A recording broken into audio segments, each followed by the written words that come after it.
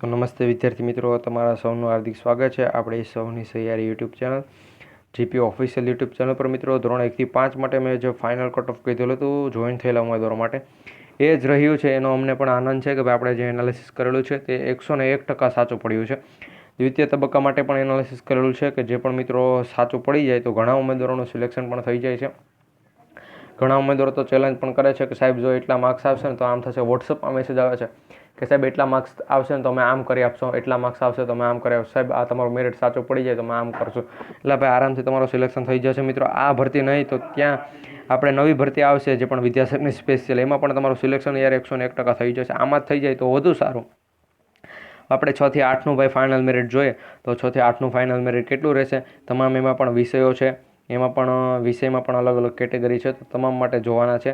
તો મિત્રો, final merit માટે રેડી થઈ જજો. અને જો ચેનલ પર નવા હોય તો ચેનલને સબસ્ક્રાઈબ કરી બેલ નોટિફિકેશન ઓન રાખજો, જેથી કરી અમે તમારા માટે આવા નાના મોટા વિડીયો બનાવતા રહીએ અને તમને પણ ભાઈ ખબર પડે કે જો કેટલા માર્ક્સ હોય તો તમારું સિલેક્શન થઈ જાય છે અને તમને નોકરી મળી જાય છે. તો હવે સમયને બગડતા આગળ વધીએ. તો મિત્રો, ઘણા ઉમેદવારો એમ કહેશે કે ભાઈ તમે કહેતા હતા કે 25-75 એટલે ખોટું મેરિટ છે. તો મિત્રો, ખોટું નથી. આમાં પણ ફાઇનલ એનાલિસિસ છે કે જે વિષયવાર અમે વિડીયો બનાવેલો છે. જેમ કે ભાઈ જો ભરતી ક્રમિક થાય છે તો આપણું સામાજિક વિજ્ઞાનનું કટ ઓફ કેટલું બનશે, ભરતી ક્રમિક થાય તો, અને ક્રમિક નથી થતી તો તમારે કેટલા માર્ક્સ હશે તો સિલેક્શન થશે. એના ઉપર આના 6 થી 8 માટે સામાજિક વિજ્ઞાનનો પ્રોપર વિડીયો છે, ગુજરાતીનો પ્રોપર વિડીયો છે, હિન્દીનો પ્રોપર છે, સંસ્કૃત, અંગ્રેજી, એના પછી ગુજરાતી હોય કે સામાજિક વિજ્ઞાન હોય, બધા વિષયોનો પ્રોપર વિડીયો બનાવેલા છે.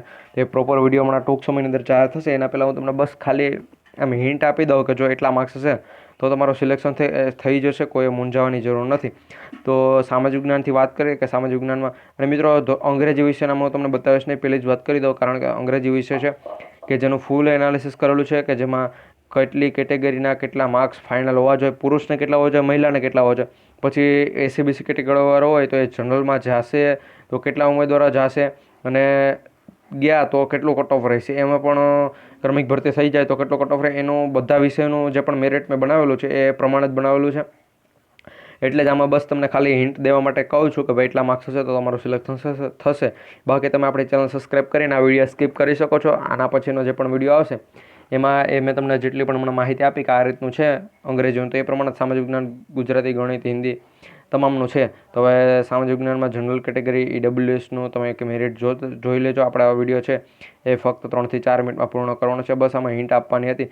અને 6 થી 8ના બીજા વિડીયો માટે લાઇક કરવાનો છે. આગળ મેં તમને જે પણ કીધું એ પ્રમાણે આવશે. એના માટે લાઇક, શેર અને સબસ્ક્રાઈબ કરવાનું ભૂલતા નહીં. તો એના પછી આગળનો વિષયની વાત કરી લઈએ કે જેમાં આવે છે કે ભાઈ આપણો ગણિત વિજ્ઞાન વિષય 72.75 જનરલ ઈડબ્લ્યુએસનું છે પણ છે, અહીંયા એસસીનું પણ છે અને એસટીનું પણ છે. અને વધુ આનો ફૂલ ડિટેલના વિડીયો માટે લાઇક, શેર, સબસ્ક્રાઈબ કરવાનું ભૂલાય નહીં.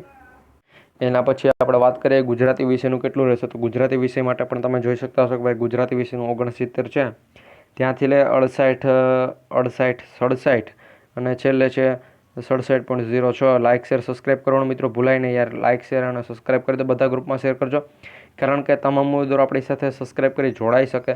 અને જો જોડાશે તો જ એને ફાઇનલ મેં કીધું એ પ્રમાણે કે કેટલા માર્ક્સ હોવા જોઈએ, કેટલી જગ્યા છે, એમાંથી કેટલા ઉમેદવારો જનરલમાં જાય છે કેટેગરી વાઇઝ, અને ફાઇનલ ક્રમિક ભરતીનું મેરિટ પણ કેટલું બને છે એ પ્રમાણે આખો વિડીયો આવશે જ.